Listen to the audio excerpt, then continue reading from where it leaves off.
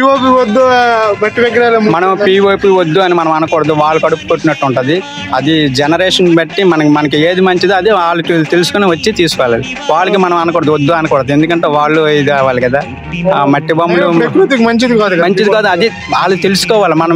మనం చేతితో చేస్తాం, మనం చేసిన వాళ్ళు వాళ్ళకి మనం చెప్పకూడదు. జనాలు తెలుసుకోవాలి. ఇప్పుడు జనాలు తెలుసుకొని మట్టిగా ఎక్కువ ప్రిఫరెన్స్ చేస్తున్నారు, మట్టి బొమ్మలకి వేస్తున్నారు.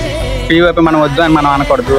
వాళ్ళు పర్లేదు కదా, వాళ్ళ గిఫ్ట్ బొమ్మలు కదా అవి చేసుకుంటారు. అది చేసుకుంటారు. అంటే పిఓపి బొమ్మలు అంటే ఇంకేట్లేదు. పిఓపి బొమ్మలు నీటిలో కరగకపోవడం, నాతో అన్ని రసాయనాలు అన్ని ఎక్కువ ఉంటాయి కాబట్టి అవి